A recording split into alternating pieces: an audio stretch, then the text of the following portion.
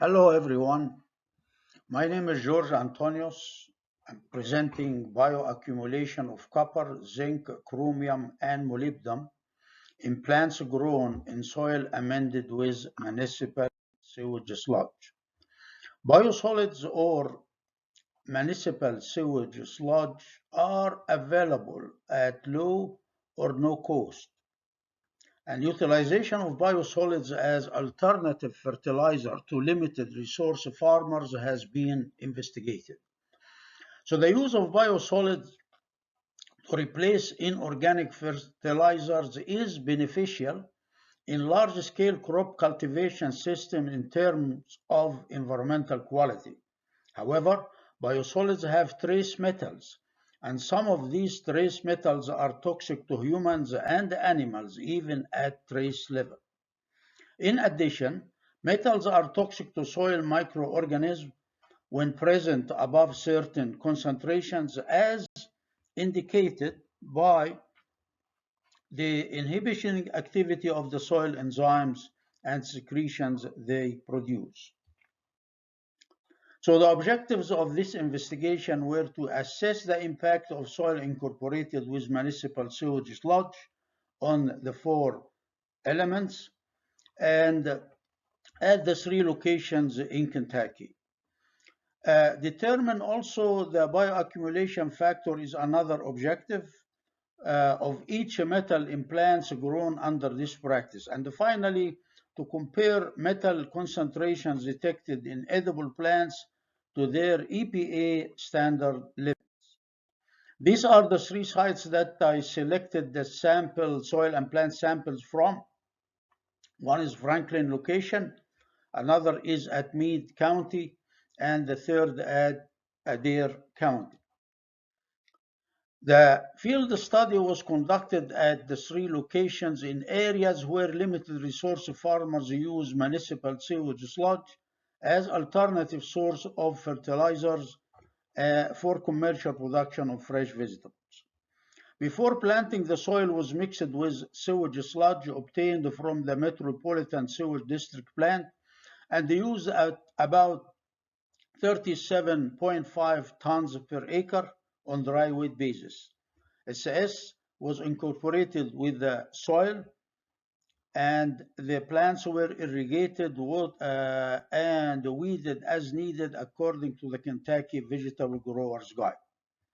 Total metal concentrations were extracted with two methods, one using nitric acid, which is an aggressive solvent, will take all the metals in the soil, and the other using a mild solvent, which is calcium chloride, to extract soluble forms of the metal.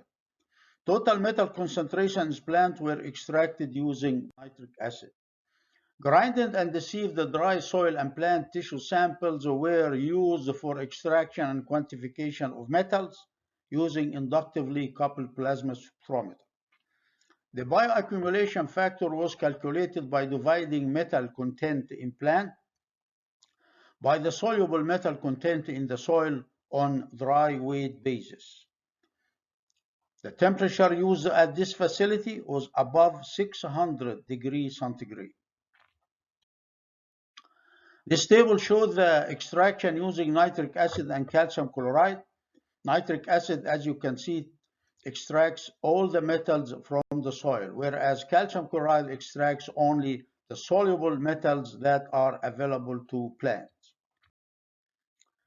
You can see here in table 2 that the concentration in plants grown at the Meade site ranged from 0.08 in bean seeds to 1.4 parts per million in onion bulb. And the bioaccumulation factor for chromium on onion was about 7 ppm, and that was significantly later than all other crops tested at this site. And generally, bioaccumulation factor more than 1 indicates the ability of a plant to tolerate and accumulate a trace metal.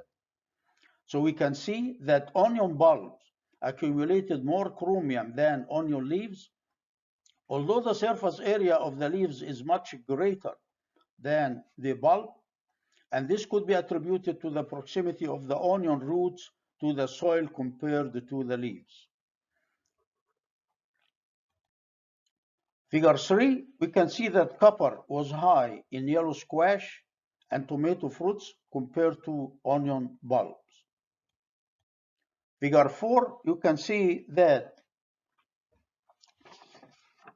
MO bioaccumulation factor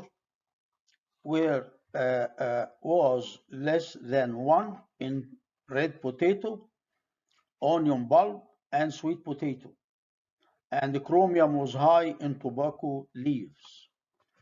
In table 5, you can see that copper concentrations in plants grown in Adair ranged from about 9 to 12 parts per million, and the zinc concentration ranged from about 15 to 37 parts per million.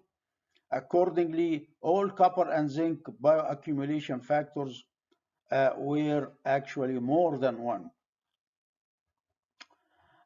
Figure 6, as you can see, concentration of CR in plants grown in Franklin location ranged from 0.04 parts per million in sweet potato to 0.7 in potato tuber, whereas molybdenum concentration was less than 0.01 in tomato fruits and 0.05 in pepper fruits. And accordingly, CR bioaccumulation values were less than 1 in potato tubers, pepper fruits, onion bulb, tomato fruits, broccoli, and the yellow squash. Figure 7 shows that copper concentration in Franklin plants ranged from 7 to 30 parts per million, with a maximum bioaccumulation factor of 3 in onion bulb. And you can see also that zinc concentrations were high and ranged from 4 in sweet potato to 28 parts per million in broccoli heads. However, zinc bioaccumulation values in all the plants tested in Franklin location were either below or around 1. In conclusion, we can say that crop species differed in their trace metal uptake from agricultural soil and accumulation in their tissue.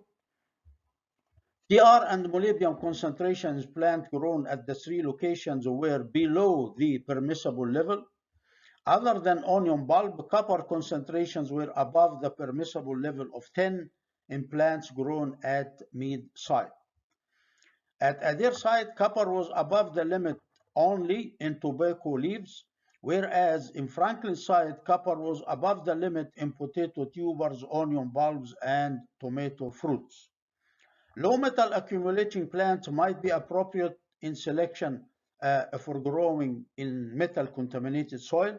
And we can say also that elevated concentration of trace metal in soil do not necessarily reflect metals available to plants. Chromium concentration in plants grown at the 3 sites was below the permitted level of 1.3. And similarly, molybdenum concentrations were below the level in leguminous and the non-leguminous crops. Other than onion bulb, copper concentrations were above the permissible level of 10 parts per million in all plants grown in the meat site. At Adair site, copper was above the limit only in tobacco leaves, whereas at Franklin site, copper was above the limit in potato tubers, onion bulb, and tomato fruits. Finally, the zinc permissible level in plants is usually 0.07 parts per million, 0.06 parts per million, and this level was never achieved in any of the plants tested at the 3 sites. I would like to thank the USDA for funding this project. This investigation was supported by a grant from the USDA NAFA to Kentucky State University under this agreement number. Thank you.